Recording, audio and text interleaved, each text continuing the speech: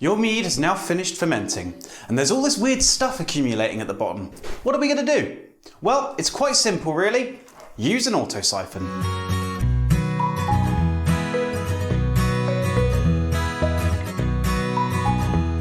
In mead making, we have what's called primary fermentation.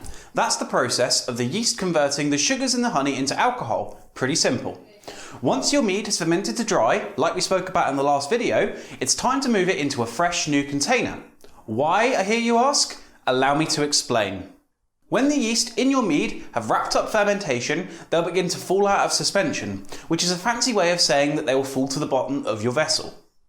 As well as the yeast, byproducts and some of the various compounds will also fall out of the suspension and accumulate at the bottom of your container.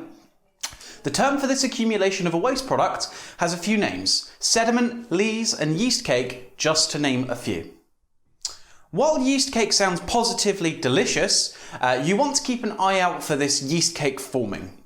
A yeast cake left to sit under your mead for a long period of time can impart muddy and off flavours that's not ideal at all.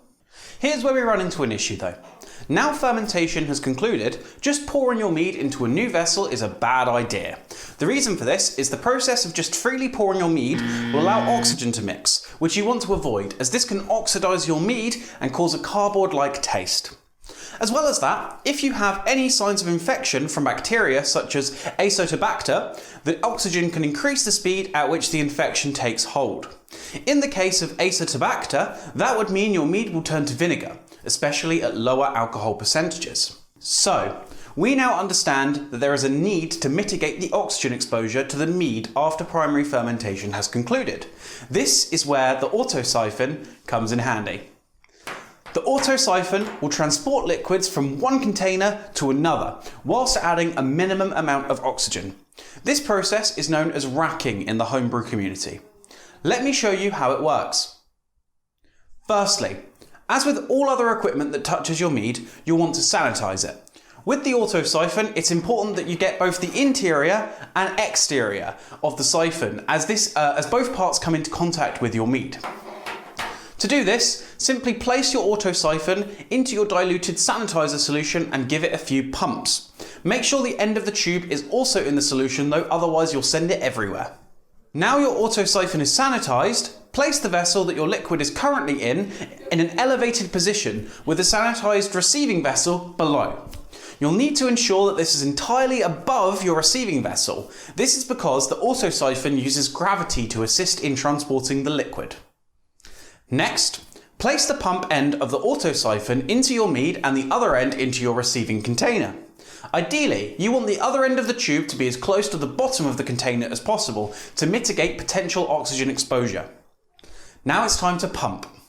Begin by pumping 4 or 5 times and your mead should begin to flow from one vessel to the other. Here's a few tips when you're using the auto siphon.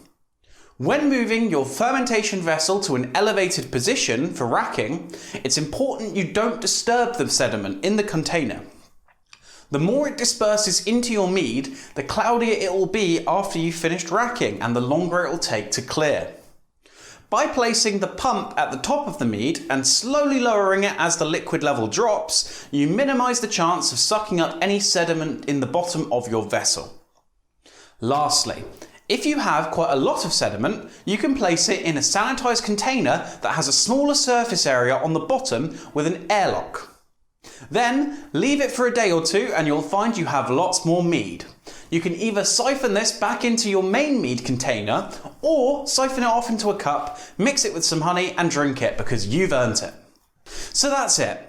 All you need to know about the auto siphon. Only one more stage to the mead making process and I'll be covering it in the final video of this series.